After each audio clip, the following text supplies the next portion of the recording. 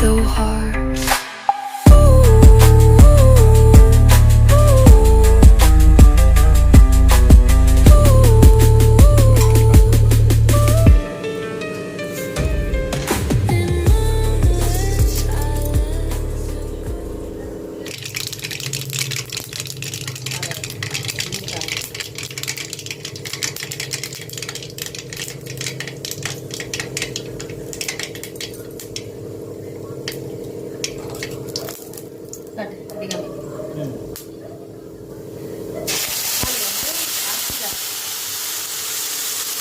தக்காளி அரைச்சி போட்டால் டேஸ்ட் நல்லா இருக்கும் குழம்பு.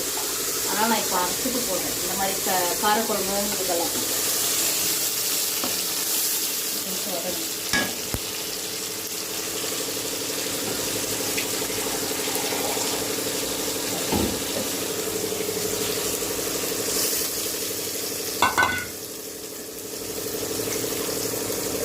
தக்காளி போட்டேன். தக்காளி வெங்காயம் இதிலே அரைச்சிட்டேன். அது வந்து டேஸ்ட் கொஞ்சம் கிரேவி நல்லா இருக்குது. ஹாய் மக்களே, வாங்க.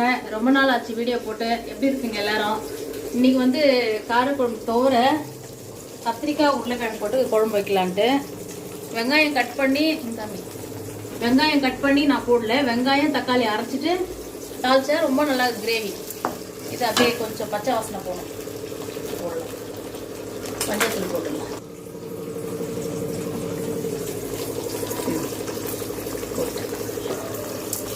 அப்போதான் சீக்கிரம் வந்து வதங்கும் தக்காளி வெங்காயம். இந்த மாதிரி அரைச்சி போட்டால் டேஸ்ட் நல்லா இருக்குது. வெங்காயமும் தக்காளியும் சீக்கிரமாகவும் ஆயிடுது. அது கொதிக்கும் போதே கொஞ்சம் ஒரே ஒரு ஸ்பூன் இஞ்சி பூண்டு இதுலேயே கலந்துட்டோம்னா சரியாகுது. கொஞ்சோண்டு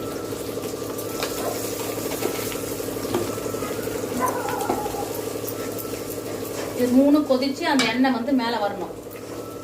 அப்போ டேஸ்ட் நல்லா இருக்குது. அப்புறம் மிளகாத்தூள் போடணும். இப்பயே போட்டோம்னா அடி வந்து தீஞ்சிடும்.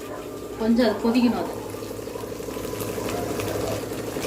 இப்போ துவரை போட்டுடலாம். இது ஒரு 1/2 கிலோ இருக்கும். இது 1/2 கிலோ துவரை அழைச்சி சுத்தம் பண்ணி அதில் வச்சுருந்தேன் நான். அப்படியே போடல. இது வந்து கத்திரிக்காய்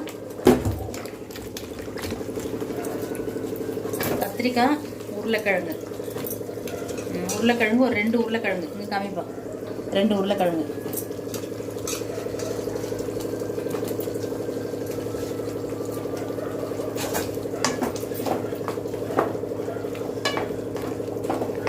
இது சிம்பிளும் கூட. இந்த மாதிரி வெங்காயம் அரைச்சி போடுறது ரொம்ப சிம்பிள் வேலை. சீக்கிரம் ஆயிடும் வேலை. இப்போ மிளகாத்தூள் போட்டுடலாம். காரக்குழம்பு இதுக்கெல்லாம் வந்து கொஞ்சம் காரம் இருக்கணும். அதனால கொஞ்சம் எக்ஸ்ட்ரா போடுறேன் மிளகாத்தூள். புளி போடணும். அதுக்கெல்லாம் சரியா இருக்கும். வெந்தயத்தூள் கொஞ்சம். இந்த காரக்குழம்பு மீன் குழம்பு போடுறாங்க பாரு, அந்த மாதிரி போட்டோம்னாக்கா டேஸ்ட் நல்லா இருக்குது. கொஞ்சோண்டு வெந்தய பவுடர் ஒரு சிட்டியை இதை போட்டுக்கிற பாரு. அப்போ ருசி கொடுக்குது அந்த குழம்புல.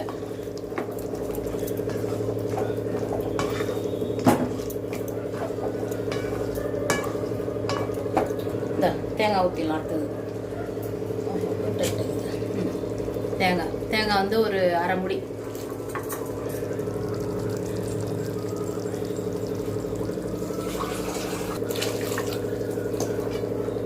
இது அப்படியே வெந்துட்டு காய் வேகணும். காய் வெந்த பிறகு புளி ஊற்றுறேன். உப்பு ஊற்றிட்டா கத்திரிக்காய் வேகாது. குழம்புக்கு உப்பு போட்டுக்கலாம். கொஞ்சமாக போடுறேன். பத்தலைன்னா அப்புறம் போட்டுக்கலாம். அவ்வளோதான். சர்க்கரை எடுத்து வந்து கொஞ்சம். அவ்வளோதான். இப்போ இதை அப்படியே கொதிக்கணும். இப்போ கொதிச்சு காய் வேகணும்.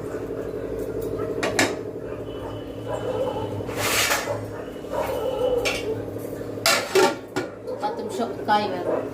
இது வச்சு ஒரு 10 நிமிஷம்டா. காய் வெந்துச்சுன்னா அது அப்புறமா நான் புளி காய்ச்சி ஊற்றலான்ட்டு புளி ஊற்றிடலாம். காய் வந்துடுச்சு. காய் வேகல, கொதிக்குது. புளி ஊற்றிட்டேன். காய் வேகணும். அவ்வளோதான். ஒரு 10 நிமிஷம். அவ்வளோதான். 10 நிமிஷம் புளி ஊற்றிட்டு ஒரு 10 நிமிஷம் காய் கத்திரிக்காய் வேகணும். அவ்வளோதான், வேற ஒன்றும் இல்லை. கொஞ்சம் வேகணும் காய். எவ்வளோ சீக்கிரம் முடியும். இது வந்து வேலைக்கு போகிறவங்களுக்கும் யூஸ் ஆகும். இப்போ வேலைக்கு போயிட்டு வராங்க, வெங்காயம் கட் பண்ணோம், லேட் ஆகும். எதுக்கு ஒரு வெங்காயம் இருக்கலாம், தக்காளி இருக்கலாம், மிக்சியில் போட்டு ரன் பண்ணிவிட்டு எண்ணெய் ஊற்றி கடுகு போட்டு இஞ்சி பூண்டு போட்டு தாளிச்சிட்டு இந்த மாதிரி செஞ்சுட்டாங்கன்னா சூப்பராக இருக்கும். கொஞ்சம் ஒரு 10 நிமிஷத்தில் ரெடி ஆகிடும் குழம்பு. நீங்களும் ட்ரை பண்ணி பாருங்கள். அதே மாதிரி டொமேட்டோ ரைஸும் அவ்வளோதான். எண்ணெய் வெங்காயம் அரியணும்னு அவசியம் இல்லை. எண்ணெய் ஊற்றி கடுகு இஞ்சி பூண்டு தக்காளி, ஒரு 2 தக்காளி, இப்போ வர தக்காளியெல்லாம் நீட்டிட்டு அப்படி இப்படி நிற்குது, மிக்சியில் ரன் பண்ணிவிட்டு போட்டோம்னா ஒரு 10 நிமிஷத்தில் ரெடி டொமேட்டோ ரைஸ். எல்லாமே கொஞ்சம் கொஞ்சம் ஐடியா, அவ்வளோதான். கருவேப்பிலை போட்டு கொத்தமல்லி,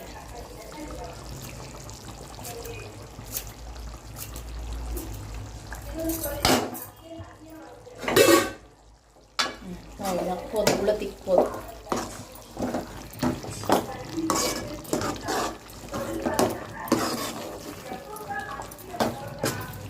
சரியா போச்சு, அவ்வளோதான். காய் வந்தது.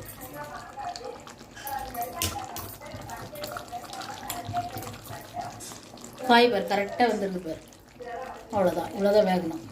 திக்கு இவ்வளோ இருந்தால் தான் கரெக்டாக இருக்கும் சாப்பிட்றதுக்கு. ரொம்ப தண்ணியாக இருந்தாலும் இந்த குழம்புலாம் நல்லா இருக்காது. வெந்தது, அவ்வளோதான். ஸ்டவ் ஆஃப் பண்ணிடலாம். இந்த வீடியோ பிடிச்சிருந்தா லைக் பண்ணுங்க, ஷேர் பண்ணுங்க, சப்ஸ்கிரைப் பண்ணுங்க, மறக்காமல் கமெண்ட் பண்ணுங்க. நன்றி, வணக்கம்.